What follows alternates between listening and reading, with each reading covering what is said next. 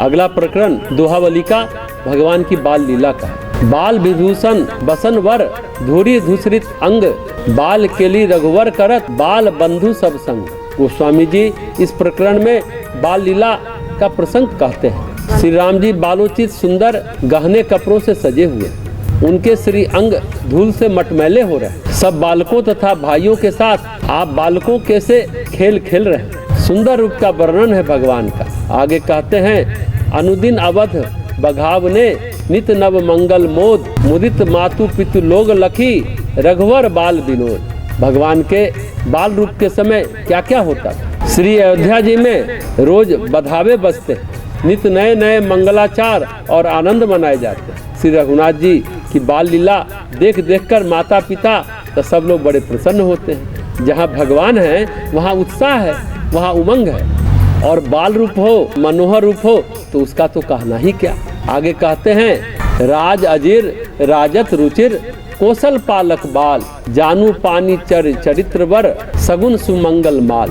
कौशलपति महाराज दशरथ के लाडले लाल राजमहल के सुंदर आंगन में हाथों और घुटनों के बल चलते हुए ऐसी ऐसी उत्तम लीलाएं कर रहे हैं जो मानो सब शुभ गुण और सुमंगलों की माला ही है। भगवान कृष्ण की लीलाओं में बाल लीला का सुख देवकी को नहीं मिला, पर यहाँ सोचे दशरथ कौशल्या का पुण्य कितना होगा, इन लोगों को बाल लीला का पूरा सुख मिला। आगे गोस्वामी जी कहते हैं नाम ललित लीला ललित, ललित रूप रघुनाथ ललित बसन भूषण ललित, ललित अनुज शिशु साथ। श्री रघुनाथ जी का नाम, उनकी लीला, उनका सुंदर रूप, उनके वस्त्र, उनके आभूषण सभी अत्यंत सुंदर और सुंदर भाई तथा अयोध्यावासी बालक उनके साथ खेल रहे हैं। ये ध्यान का विषय है, सोचने का विषय है। दृश्य उपस्थित कर रहे हैं गोस्वामी जी। राम भरत लक्ष्मण ललित शत्रु समन शुभ नाम, सुमिरत दशरथ सुवन सब पूजे ही सब मन काम। श्री राम भरत लक्ष्मण और शत्रुघ्न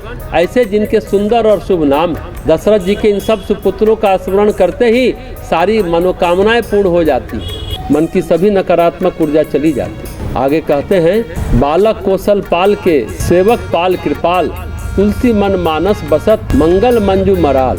कौशलपति श्री दशरथ जी के बालक श्री राम जी सेवकों की रक्षा करने वाले तथा बड़े ही कृपालु हैं। वे तुलसीदास जी के मन रूपी मानसरोवर में कल्याण रूप सुंदर हंस के समान निवास करते।